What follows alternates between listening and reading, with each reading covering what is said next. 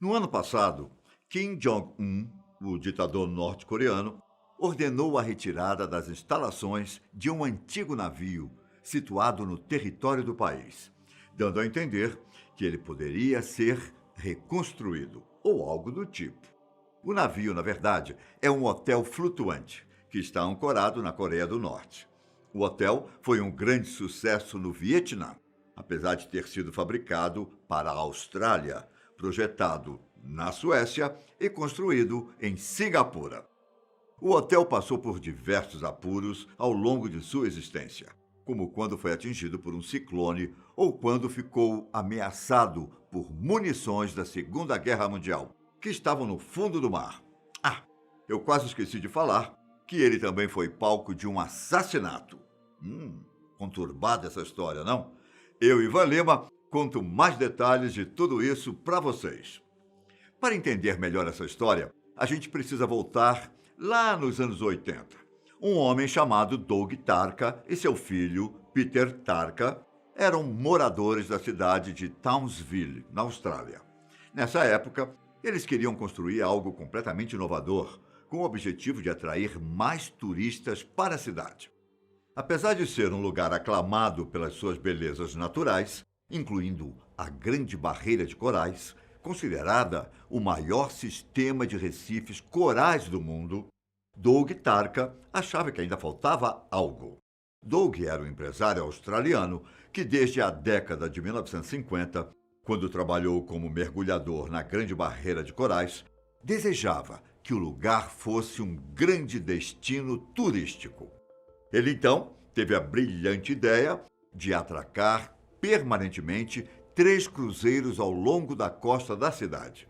Porém, logo o plano foi cancelado por ser impraticável naquela região. Depois, eles tiveram uma outra brilhante ideia, quando um encontro casual com uma empresa sueca especializada na construção de dormitórios flutuantes para plataformas de petróleo sugeriu construir um resort flutuante. O plano era fazer um hotel flutuante de 7 andares, com 90 metros de comprimento e um pouco menos largo do que um cruzeiro convencional. Diferente dos navios normais, o hotel ficaria parado na água, podendo ser transportado por um navio.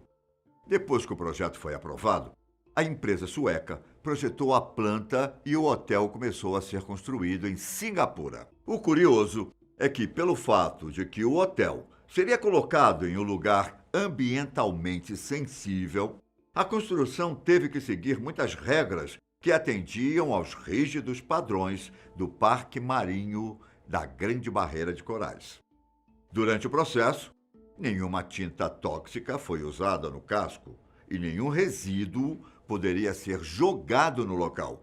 Por isso, os esgotos do hotel eram tratados e tudo que devesse ser jogado no mar era levado a quilômetros de distância do Recife.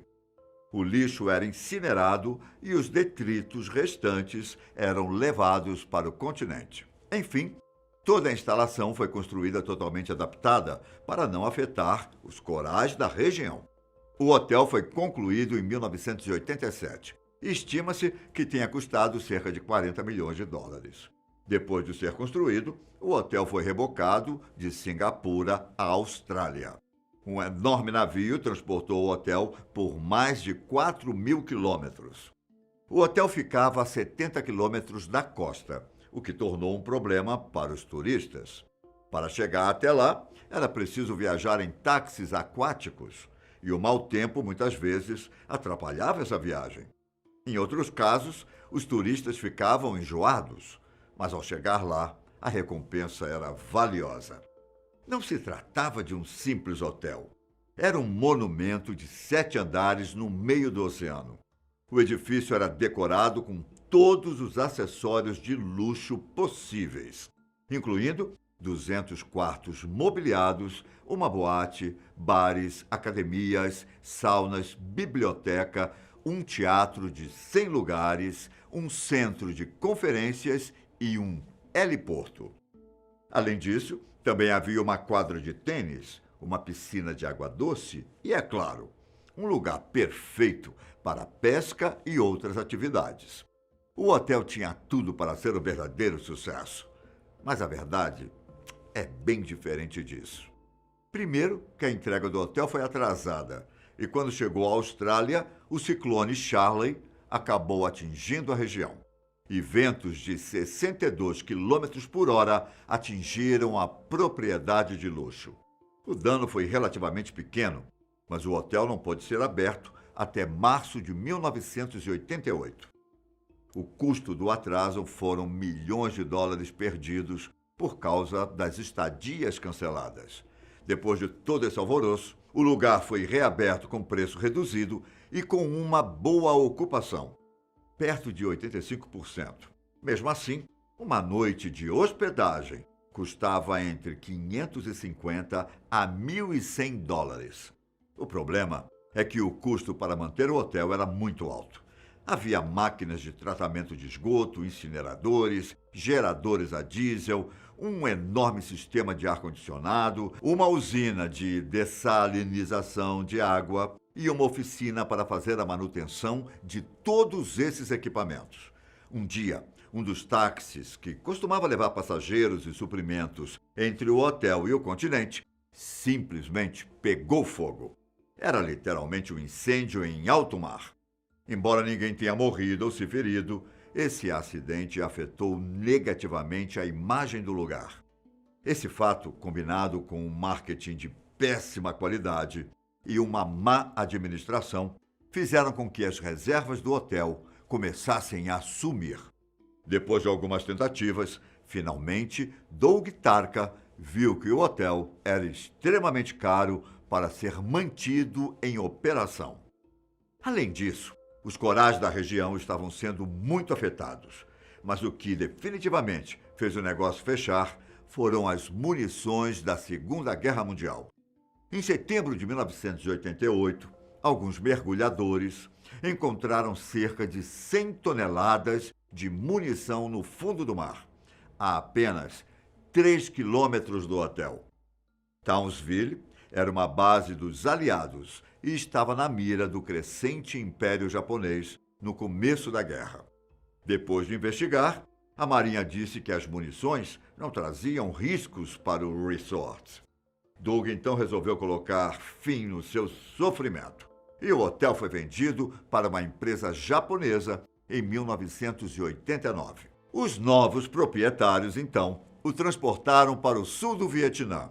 Nessa época, o país vietnamita passava por um boom de turismo pós-guerra, o que fez a cidade de Ho Chi Minh ficar inundada de turistas. Como a cidade não tinha muitas acomodações de luxo, a luxuosa hospedagem flutuante caiu como uma luva para a cidade.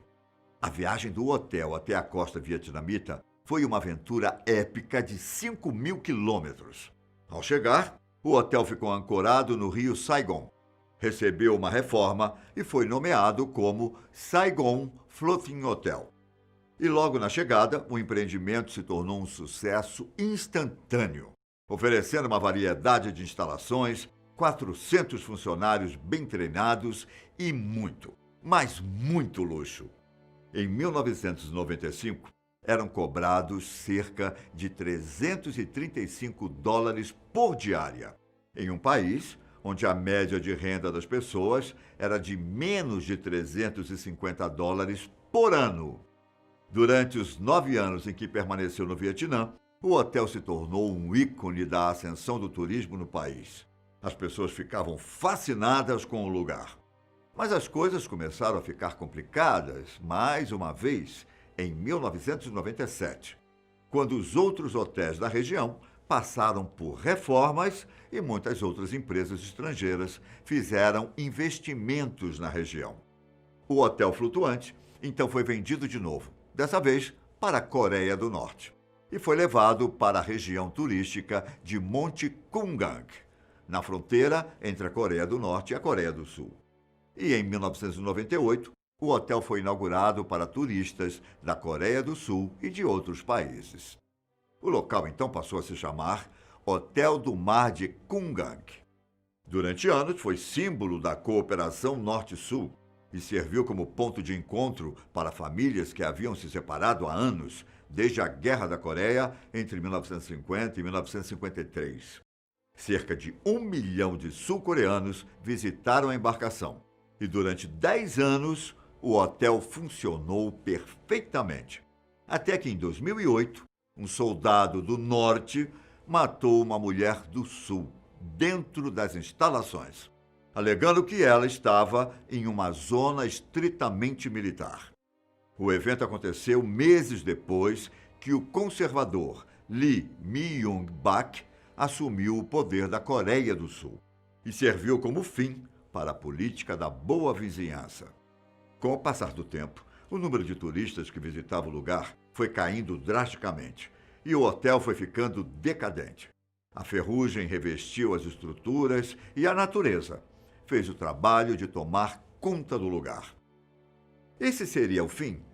Mais ou menos.